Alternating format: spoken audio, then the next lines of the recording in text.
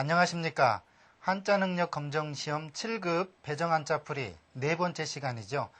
처음이나 지금이나 똑같은 것은요. 한자는 이야기고 이야기로 다가갈 때 여러분들이 부후로 외우지 않는 오히려 외우는 어떤 부정적인 측면에서 이해하는 학습으로 다가갈 수 있다고 했지요. 여러분들은요. 누구나 다 이야기를 만들어내고 쓸 수 있는 작가가 되어야만 한자를 이해하는 데 도움이 된다 하겠습니다. 그러면 그 첫 번째 출발자 바소자에 대해서 한번 알아보죠. 지금 이 바소자를 여러분이 보고 계시면 왠지 옆에 문호라는 자와 지게호라고 하는 자와 도끼근이라는 글자로 나눌 수 있는 것에 대해서 여러분은 이제 어느 정도 숙지하셨을 겁니다. 이처럼 말이죠. 중요한 거는요. 그런데 이렇게 나누어 놓은 것이 과연 어떤 글자로 여러분이 풀이할 것인가, 그것이 가장 중요한 관건이겠죠. 즉 도끼로 찍어 놓은 곳이 마치 외문짝에 문짝으로 열어놓은 그 문짝 모양과 같다는 얘기죠. 지금 요게요 도끼날이고 도끼자루죠. 그 도끼근이라는 자가 나무에 도끼로 쾅 찍으면 마치 그 자국이 이렇게 외짝문호처럼 난다는 겁니다. 그래서 같이 합쳐놓고서 도끼가 찍힌 곳, 찍힌 바, 그래서 바소, 곳소 이렇게 되는 겁니다. 물론요, 이것이 응용되는 단어를 보면 소유, 가지고 있는 바, 그 다음 소행, 행하는 바, 행하는 일, 이런 식으로 가능하겠죠.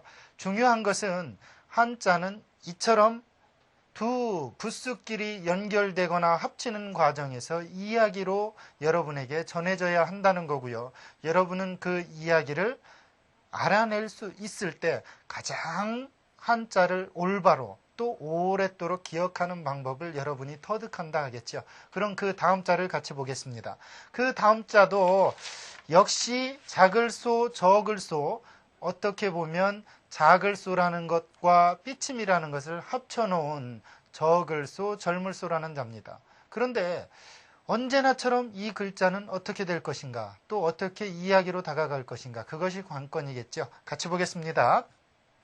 이 글자는요, 작을소와 삐침별이라는 것으로서 나누어 놓을 수 있고, 이 나누어 놓은 두 가지는 여러분에게 이야기를 할 겁니다. 어떤 이야기로 여러분에게 다가갈 거냐면요, 중요한 것은 작은 것을 삐쳐서 덜어내니까, 어떤 작은 것을 삐쳐서 덜어내니까 그 양이 적다.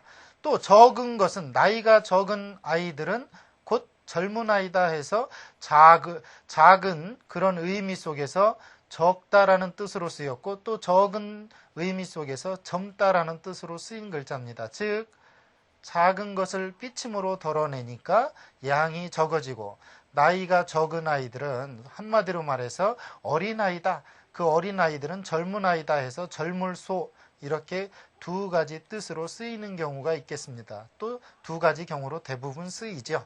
예를 들어 응용 단어를 보면요, 소녀, 나이 어린 계집 아이, 나이 어린 여자아이를 소녀라고 그러고요. 다소, 많고 적음이라는 뜻도 있고요, 약간이란 뜻도 있는 그런 단어죠. 이처럼 많고 적음이라는 뜻 외에도 때로는 약간이라는 뜻으로 쓰일 수 있는, 그런 뜻으로 쓰일 수 있는 단어의 조립 형태, 이것을 여러분이 꼭 기억해 두셔야 되겠죠. 한자는요, 결합하면서 때로는 다른 의미로 쓰이기도 합니다. 그러면 그 다음 글자 또 한번 같이 보겠습니다. 그 다음 글자는 수수라고도 하고 샘수라고도 하는 자입니다. 이 글자는 과연 어떻게 만들어졌을까요?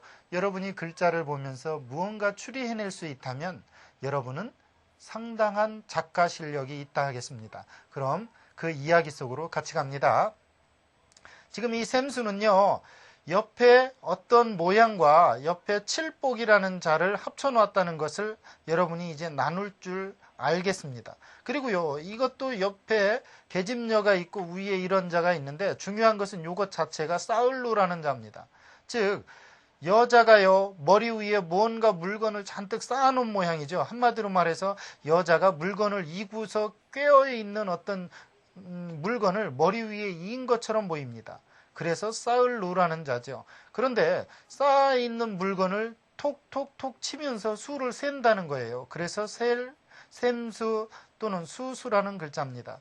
물론 요 쌓여 있는 것을 요것은 두드리다, 치다라는 뜻의 부수와 같이 합쳐진 거겠지요. 이 합쳐지면서 중요한 것은요, 루나 수는 음이 비슷합니다. 그렇기 때문에 부수가 당연히 음을 나타내는 것은 부수가 아니고 뜻과 관계가 있는 부분이 부수죠. 그렇기 때문에 이것은 부수가 칠복이라는 것을 여러분이 짐작만 하셔도 여러분은 훌륭한 학생입니다. 중요한 것은 이처럼 한자는요, 충분히 이야기거리로 만들어져 있고 그 이야기를 찾아낼 때만이 여러분이 훌륭한 학생이 되는 것이고요. 또 훌륭한 이야기꾼이 되면서 한자의 정신적인 어떤 측면까지도 엿본다 하겠죠. 응용 단어를 보겠습니다. 수학, 즉 셈을 배우는 학문을 수학이라고 하겠지요. 그 다음 다수, 많은 수를 다수라고 그럽니다. 이처럼 응용 단어에도 수가 들어가면서 무언가 수와 관계가 있는 글자의 조립 형태로 단어의 뜻이 확장되어 나아갑니다.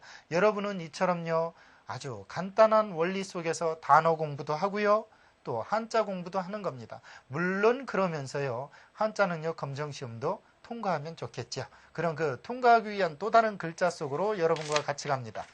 지금 여러분이 보고 있는 자는 손수라는 글자입니다. 그런데 중요한 거는요, 이 손수가 어떻게 만들어졌을까 하는 것 이전에 과연 이것 속에 손의 모양이 남아있는지 여러분이 한번 파헤쳐 볼 일이죠. 또 중요한 건요, 모양이 안 남아있다면 무엇과 무엇이 조립되었을까라고 한번 추측을 해보시기 바라겠습니다. 추측하셨나요? 그럼 같이 가봅니다. 손수는 이처럼 생겼죠. 그런데 원래 손가락과 손금의 모양을 본딴 자입니다. 이처럼요, 손가락이 이렇게 5개가 있다면 그 가운데 손금을 본딴 글자입니다. 손의 모양에서 출발했다는 걸 알 수가 있겠죠. 그러다가 이것이 점점 안정되게 현재 쓰이고 있는 형태로 이렇게 완성이 됩니다. 물론 이 손수는요, 중요한 근거가 있습니다. 어떤 게 중요하냐면요, 손에는 사람이 태어날 때부터 재주가 있다. 또 손금을 보고 그 사람의 미래를 알 수 있다 해서 손에는 재주가 있다라는 뜻이 있습니다. 그래서요, 손수가 들어가면 대부분 손과 관계되어 있는 일이 분명히 그 뜻에서 연장선상에서 글자가 만들어지고요. 또 하나, 손수가 들어가면 재주 있는 사람이란 뜻도 있습니다. 그러면 그 응용 단어를 보면 금방 이해하실 수 있겠죠. 지금 응용 단어 첫 번째 글자가 가수입니다. 이 가수라는 것은 노래하는 일에 뛰어난 사람을 가수라고 그러죠. 즉 노래 부르는 손이 아니라 노래 부르는데 뛰어난 재주가 있는 사람을 가수라고 그러는 겁니다. 이때 손수는요, 단순히 손이라는 의미가 아니고 태어날 때부터 손에는 재주가 있다라는 뜻으로 재주 있는 사람을 의미하는 거겠죠. 물론 다음에 보는 수족은요, 손과 발이라는 뜻입니다. 물론 자기 마음대로 부릴 수 있는 신복을 수족이라고도 하겠지요. 한자는 이처럼요, 단순히 손과 발이라는 뜻 외에도 확장 해석되는 단어의 조립 형태를 갖습니다. 무슨 이야기냐고요? 수족은 단순히 손과 발이라는 뜻 외에도요, 또 하나, 자기 손과 발처럼 마음대로 부릴 수 있는 사람을 수족이라고 그러죠. 우리도 예를 들어서 수족 같은 사람, 손과 발처럼 내 마음대로 할 수 있는 아주 충실한 신복, 이런 뜻이겠죠. 그럼 그 다음 자를 같이 보겠습니다. 그 다음 자는 떼시라는 글자입니다. 그런데 이 글자가 어떻게 만들어졌을까 하는 것은요, 여러분이 나누고 그 나누어 놓은 부수와 부수 사이에서 또는 부수와 어떤 글자 사이에서 연상하는 의미, 즉 이야기거리를 찾아내는 데 있겠죠. 그럼 그 이야기 속으로 같이 가보겠습니다.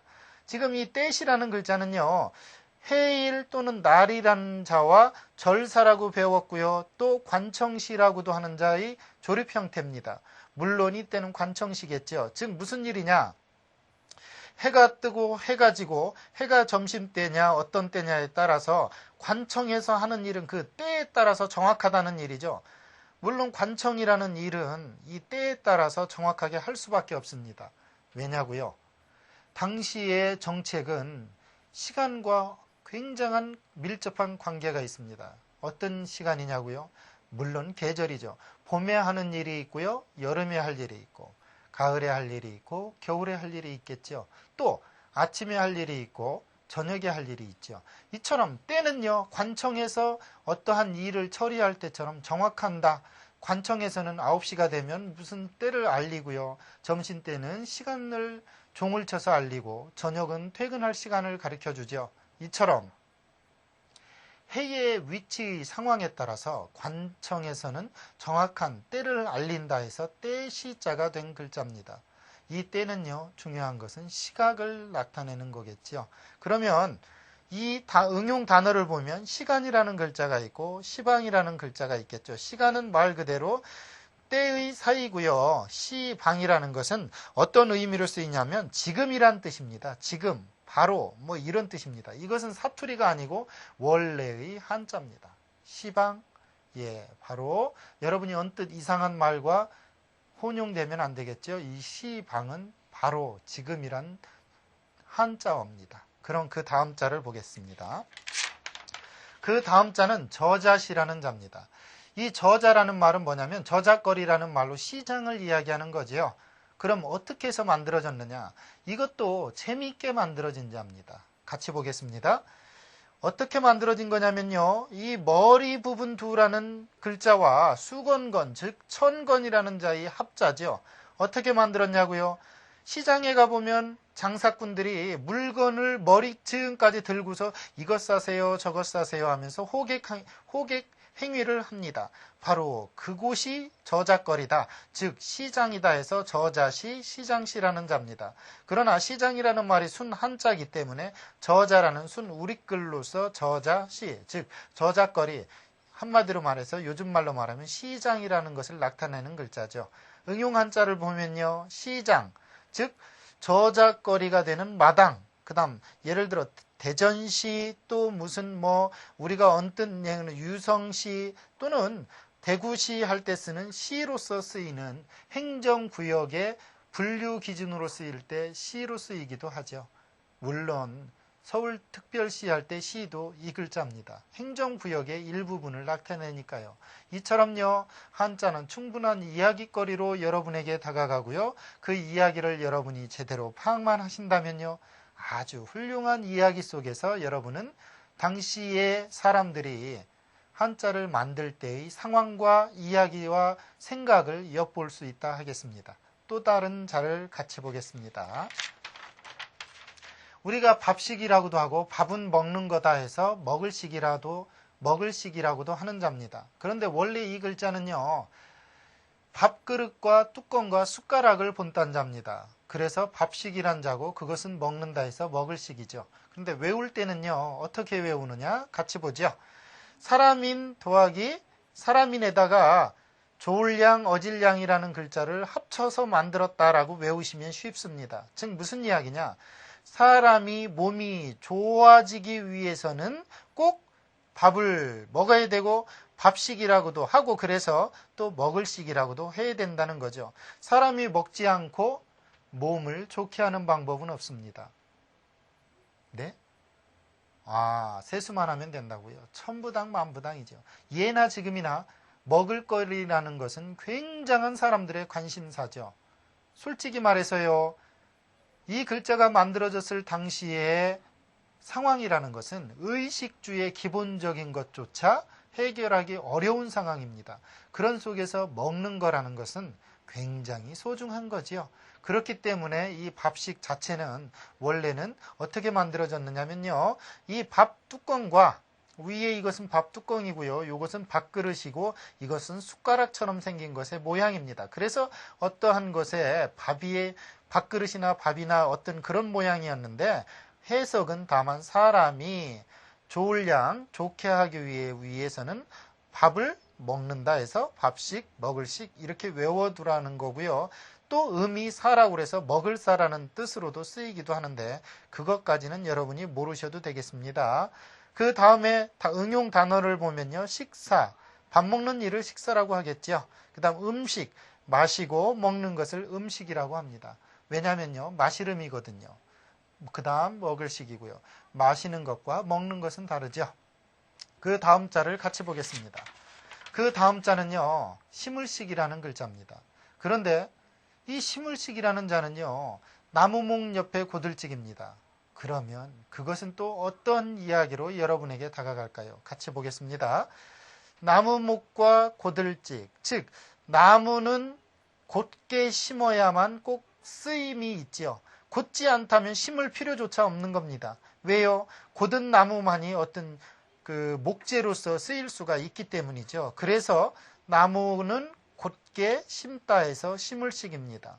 이 글자와 나무목이라는 자와 고들찍을 안다면 심을식이라는 자는 자연스럽게 나무는 곧게 심어야 쓰임이 있다 해서 심을식이다. 이렇게 이해할 수 있고요. 식과 직은 음가가 비슷하기 때문에 당연히 나무목이 부수라는 것을 알 수가 있습니다. 응용 단어를 보면요. 식목, 즉 나무를 심는다. 여기다 나리를 넣으면요. 식목일, 나무를 심는 날 이런 뜻이겠죠. 그 다음 동식, 움직일 동, 심을식, 즉 움직이는 것과 심어져 있는 것, 즉 동물과 식물을 동식물이라고 하겠죠. 이처럼요. 한자는 여러분에게 충분한 이야기선상에서 만들어져 있고요. 그것을 여러분이 짐작한다면 여러분은 한자를 이야기 속에서 만나볼 수 있을 겁니다. 그 다음 이야기는요. 어떤 건가 같이 보겠습니다. 이 마음심자는 더 이상 나눌 수가 없다는 것을 여러분이나 제가 압니다. 그것은 무엇이냐? 심장의 모양을 본땄거든요. 옛날에 마음은 심장에 있다고 생각했습니다. 머리에 있다고 생각 안 했죠. 왜요? 심장이 멎으면 죽고 죽은 사람은 마음이 없다고 생각했기 때문이죠. 즉 마음이 따뜻하지 않으면 죽은 사람과 같다라는 의미를 심장을 본따서 당시의 사람들도 알 수 있었다는 겁니다. 그럼 심장은 어떤 모양이었을까요? 네, 바로 이런 모양이었습니다. 즉 동맥과 정맥이 오고 드나는 거고 좌심실, 우심방해서 있었던 그 어떤 심장의 모양을 점점점 이런 식으로 간략화시키면서 만들어진 글자입니다. 그러니까요. 응용 단어를 보면 동심, 즉 아이의 마음이 동심이죠. 그 다음 안심, 편안한 마음, 마음을 편안히 하다, 뭐 이런 뜻으로 해석이 되는 안심이 되겠습니다. 여러분은요, 이처럼 안심하고 한자를 배우십시오.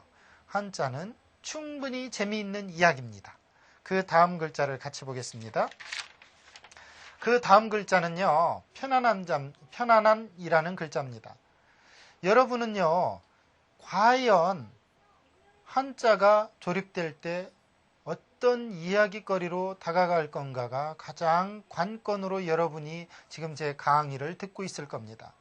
그런데요, 그것은 여러분 나름대로 생각을 하셔도 좋습니다. 왜냐면요, 한자가 이렇처럼 조립하는 과정의 뜻을 온전히 적어 놓은 것은 설문해자라는 책에 보면 1800여 자 정도밖에 안 됩니다. 나머지는요, 후대 사람들이 점차로 조립하는 과정에서 이야기를 만들어가는 거거든요. 여러분도 그 이야기를 만들어 보십시오. 그리고 충분히 그 만든 이야기 속에서 뜻을 설명할 수 있다면 그것이 한자의 조립 원리고 결합 원리가 되겠습니다. 이 글자를 같이 보겠습니다.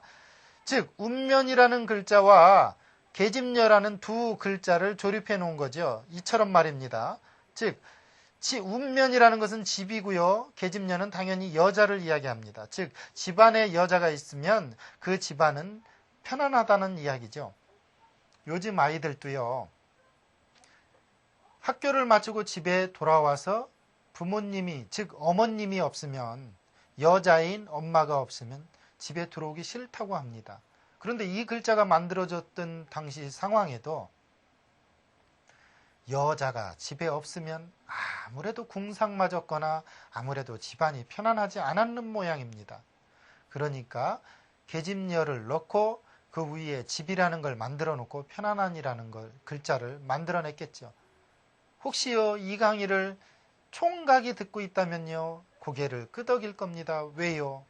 집에 여자가 없는 호래비들만 있는 방에 들어가 봐야 편안할 일이 없거든요.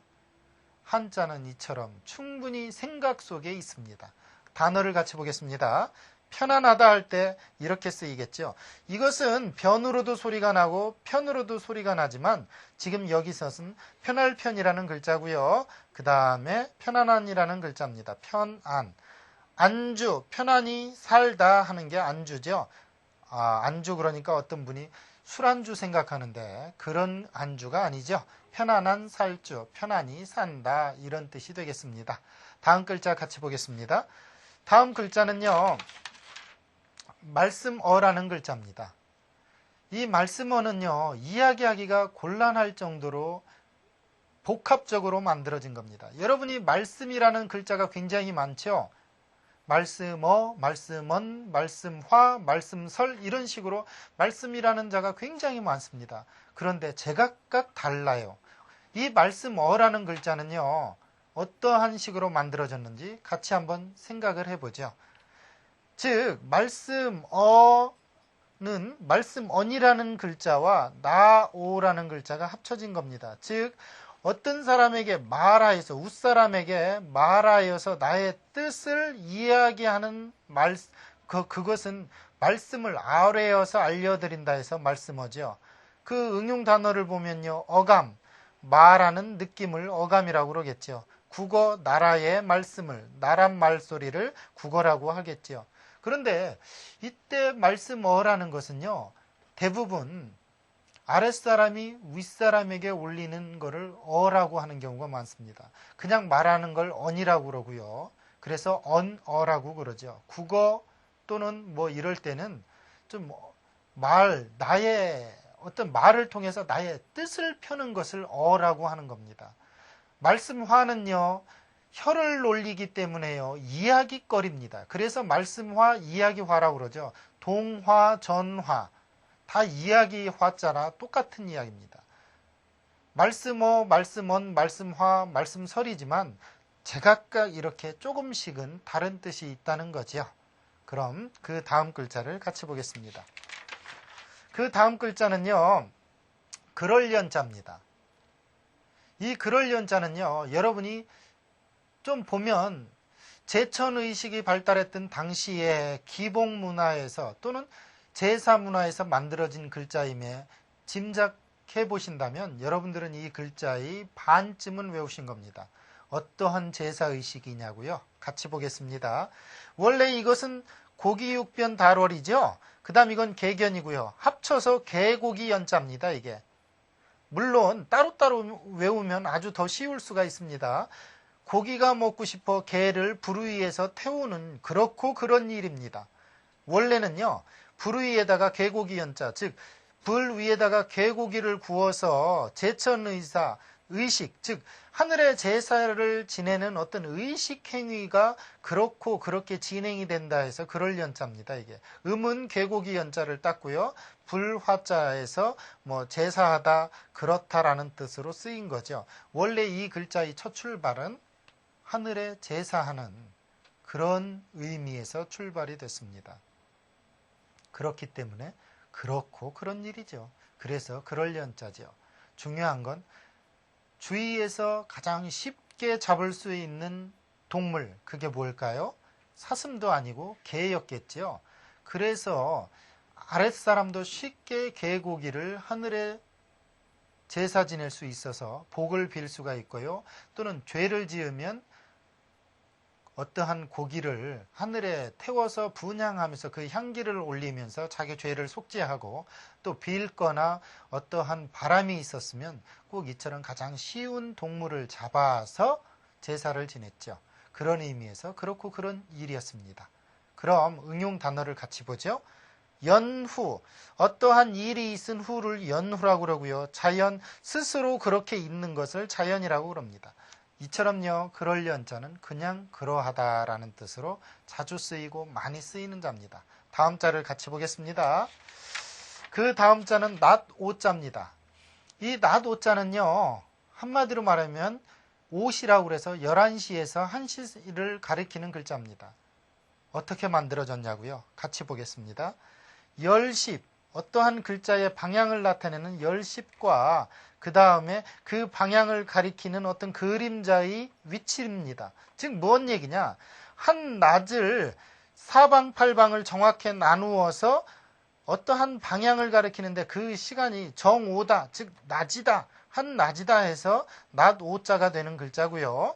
그 다음에 응용 단어를 보면 오전, 즉 오시 앞을 오전이라고 그러고요. 정오라고 그러면 12시, 낮 12시를 말하겠죠. 이처럼 한자는 충분히 이야기 속에서 또 상형과 어떤 결합 속에서 이야기로 여러분에게 말하고 있습니다. 오늘은 여기까지인데요. 중요한 건 여러분들이 계속해서 이야기 속에서 연상 기억법을 통해서 기억하시고요. 다음부터는 여러분들이 스스로 그 이야기를 찾아낼 수 있는 능력을 키워야만 하고 그 키워서 볼 수 있어야만 한다는 사실입니다. 여러분들 또 다른 이야기를요. 다음 시간에 여러분과 제가 같이 만나보도록 하고요. 이번 시간은 여기까지입니다. 감사합니다.